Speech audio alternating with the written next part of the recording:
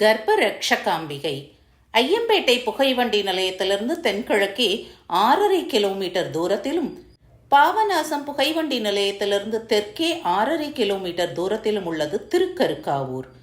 கும்பகோணம் மிலட்டூர் வழியாக தஞ்சாவூர் செல்லும் சாலையில் உள்ள தலம். தஞ்சையிலிருந்து நகர பேருந்து உள்ளது.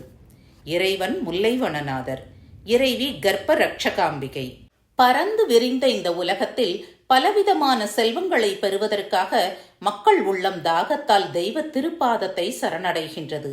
ஆனால் செல்வங்கள் அனைத்திற்கும் மேலான செல்வமான குழந்தை செல்வத்தை அளிக்க ஓர் சக்தி உள்ளது.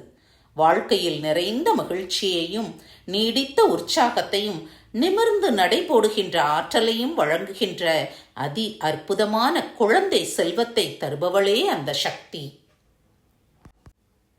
அண்ட சராச்சரங்கள் அனைத்திலும் ஆனந்த ஸ்வரூபிணியாக இவள் திகழ்கின்றாள். கண்காணும் மூர்த்தி வடிவத்தில் திருக்கருக்காவூர் என்னும் இந்த திருத்தலத்தில் கர்ப்பரக்ஷகாம்பிகையாக திகழ்கின்ற திருக்கோலம் தனிச்சிறப்புடையது. முன்னொரு நாளில் நித்திருவர் என்னும் முனிவரும் வேதிகை என்கிற அவரின் மனைவியும் மகப்பேறு வேண்டி அன்னையை வழிபட்டனர். அன்னையின் அருளால் வேதிகை கருவுற்றாள். பிரசவ நேரம் வந்தபோது மயங்கி கிடந்த வேதிகையின் முன்னிலையில் ஊர்த்துவபாதர் என்ற முனிவர் வந்து பிச்சை கேட்டார். மயக்கமுற்ற நிலையில் வேதிகை முனிவர் தம் குரலை அறிய முடியாமல் போனது. அதை புரிந்து கொள்ளாத முனிவர் வேதிகைக்கு ஒரு சாபமிட்டார். அதன் காரணமாய் கருக்கலைவு கண்ட வேதிகையின் துடிப்பை அன்னை பார்த்தாள்.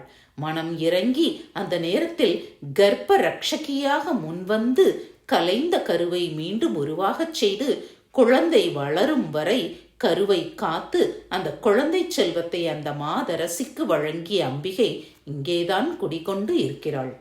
இந்த நிகழ்ச்சி நடந்த இடத்திலேயே அன்னை நிரந்தரமாக கோயில் கொள்ள வேண்டும் என்ற அந்த வேதிகை நங்கை நல்லால் வேண்டிக் கொண்டாள். அந்த நாள் முதல் அங்கேயே அருள் பாலித்துக் கொண்டிருந்த கர்ப்ப ரக்ஷகாம்பிகை வேதிகையின் மகனுக்கு நைதுருவன் என பெயர் சூட்டினாள்.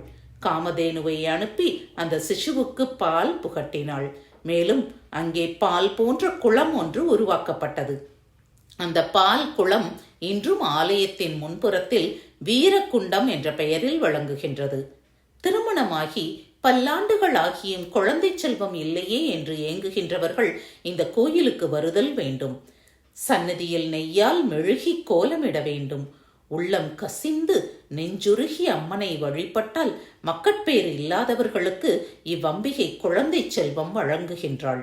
அம்மன் சந்நிதியில் மந்தரித்து வழங்கப்படும் அன்னையின் அருட்சின்னமாகிய ஆமணக்கு நெய்யை கருவுற்ற மகளிர் தமது வயிற்றில் தடவினால் சுகப்பிரசவமாகும் என்பது பலருடைய அனுபவ உண்மை.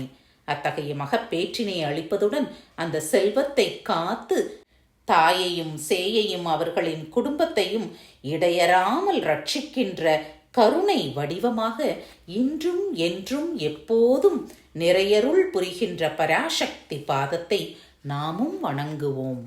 ஓம் ஸ்ரீ மாத்ரே நமக.